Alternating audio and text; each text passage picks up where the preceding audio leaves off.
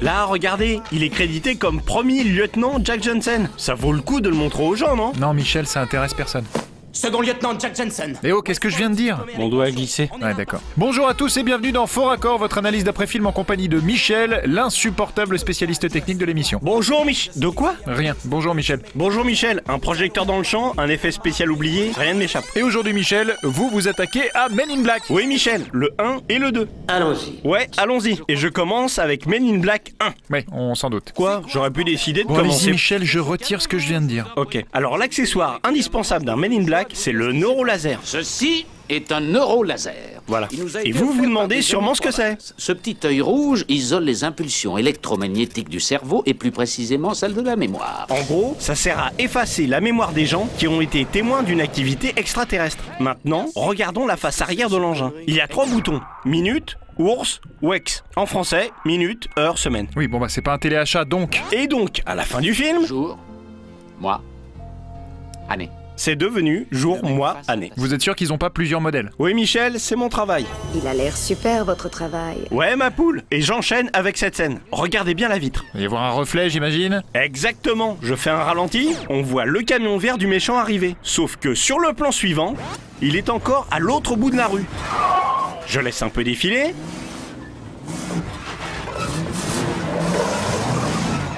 Voilà, le camion vient de nouveau stationner devant le magasin. Et c'est pas tout. Vous avez peut-être remarqué le cafard sur le toit ici. Il est sur l'avant, la tête dans le sens de la marche. Mais un peu plus tard, le cafard est à l'arrière du toit et à l'envers. Ah, ils l'ont mis là pour qu'on le voit gigoter, ça rend le plan plus drôle. Ah bon? Mais je suis peut-être le seul à trouver ça drôle. Non, Michel aussi il trouve ça drôle. J'ai pas dit ça. Si, vous l'avez dit. Bon, continuez. Ok, vous aimez les petits chats? Ah oui, d'ailleurs en ce moment j'en nourris un au biberon parce Alors que... regardez ce chat.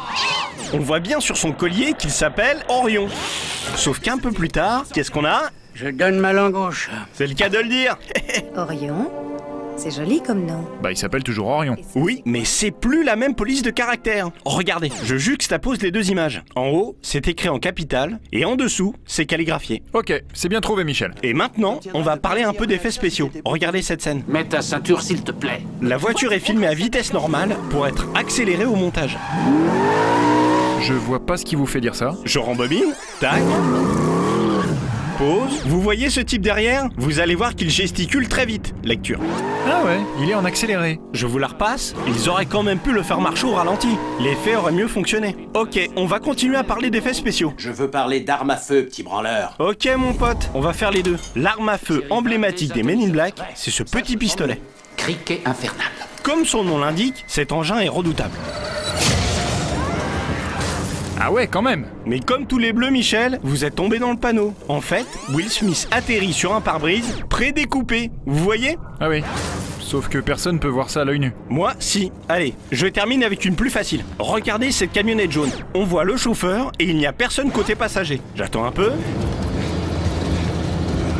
Voilà, il n'y a personne non plus à l'arrière du véhicule. À part Will Smith. Oui, merci, on avait compris. Je laisse défiler. Voilà, c'est ce plan qui nous intéresse. On a maintenant un technicien debout côté passager et un autre à l'arrière. C'est pas mal. C'est pas mal, mais c'est pas tout. Car il y a aussi un projecteur sur ventouse fixé à la vitre passager. Ah voilà, ça c'est du lourd. Du très très lourd. Ok Michel. Bon, j'ai fini avec Men in Black 1. Je suis pas encore à terre. Mais tu vas bientôt l'être, je passe à Men in Black 2. Non. Si. Et le film s'ouvre sur un vieux documentaire qui révèle des histoires d'extraterrestres cachées au public. À ce moment-là, on sait pas trop ce que c'est, jusqu'à ce que les Men in Black découvrent le film chez un geek un peu plus loin dans le film. Ok, abrégé Michel. Bah y a plus les sous-titres jaunes. Tout ça pour ça? Bah je sais pas, c'est pas mal non? Non. Bon, j'enchaîne avec une grosse bizarrerie dans le film. Peut-être que ça vous a choqué en le voyant. Je l'ai pas vu donc... Bravo, très pro Michel. Bon, la méchante du film rencontre un autre méchant. Je simplifie. Ok. Jara, ravi de te voir. Voilà, la séquence s'est coupée brutalement comme ça. 5 minutes plus tard, on retrouve la méchante dans une autre scène avec Z, le chef des Men in Black. Mais c'est une ellipse. Oui, merci. Sauf que 10 minutes plus tard, le film poursuit la première scène avec Jara. Jara, c'est un péché d'avoir emprisonné un génie de ton espèce. J, le chef des scouts. Ah oui, il y a un gros problème de montage là. Un autre truc surprenant, si je reviens sur la scène avec Z, regardez, elle n'a rien dans la main gauche, plan suivant, elle tient un cornet de frites. sans aucune raison. Vous pensez à un placement de produit, Michel? Peut-être, vu que le film en est truffé. Ah bon? Oui, regardez cette scène. Il y a plein de marques, c'est clair, mais on n'a pas le temps de les enregistrer. Mais votre inconscient, oui. Grâce à une série de faux raccords, les voitures passent 4 fois devant les mêmes marques qui s'insèrent dans votre cerveau de façon subliminale. Ah bon? Oui, regardez. Coca-Cola, Virgin, la voiture revient sur ses pas. Tac, Coca-Cola, Virgin. Là, encore l'affiche Coca-Cola derrière. Et Virgin. Et histoire d'être bien sûr, bim, Coca-Cola, et tac, encore Virgin.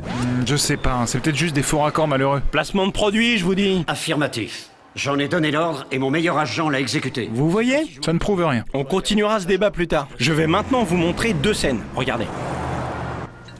Voilà, 8 minutes plus tard, scène numéro 2.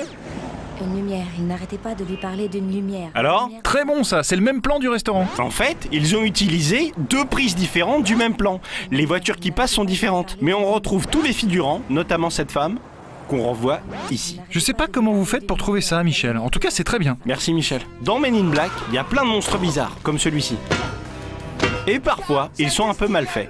Là par exemple, on voit le bout de sa prothèse en latex. En même temps, on se doute bien que c'est pas ses couilles sur... Pardon. Je suis choqué Michel. En plus, il y a des gosses qui regardent. Ça va. Ouais, bon. Et les effets spéciaux non plus sont pas toujours soignés. Regardez cet agent, il tient la fleur à pleine main. Mais sur le plan large, pause. Ils ont oublié d'ajouter la fleur en post-production. Exactement Michel. Maintenant, j'avance de 20 secondes. En bobinage, le monstre éclate Will Smith, mais sur le plan suivant, il n'y a plus personne. Encore un oubli de post-prod. Et c'est pas le dernier, regardez ça. J'ai trouvé, ils ont oublié d'ajouter un des petits vaisseaux. Bien Michel, vous devenez bon. Ici, il s'appuie sur le mini-vaisseau d'une bestiole. Et sur le plan de face, voilà, il prend appui dans le vide. Ça fait quand même pas mal d'oubli. Il dit quoi Will Smith? Ah, bien joué, mon gars. Ouais. Mais j'ai gardé le plus drôle pour la fin. C'est dans le premier film. Regardez Tommy Lee Jones derrière. Il fait semblant de tapoter sur le clavier et il le fait très mal. J'avais encore jamais vu ça dans un film. Ah, c'est un truc de ouf, on dirait un débile. Ouais, quelqu'un aurait pu lui dire que ce qu'il fait n'a aucun sens. Ça n'a pas de sens. Ça n'a pas de sens, je sais. C'est un peu tard pour s'en rendre compte, mon pote. Moi, j'ai fini. Allez, un de ces 4. Un de ces 4. Voilà, c'est la fin de cette émission, merci Michel, et on se retrouve dans 15 jours pour un prochain Faux Raccord. Et j'aurai du lourd. Du très très lourd. Vous partez déjà, Michel? Ouais, je suis pressé, là, j'ai un anniversaire ce soir. Faut que je trouve un DVD d'ailleurs. Vous allez où? Bah, Virgin. Faudrait que vous rameniez à boire aussi. Ah, bonne idée ça. Tiens, je vais acheter du coca sur la route. Ah, je vous l'avais dit. C'est subliminal, Michel. Vous avez été manipulé. Oh merde.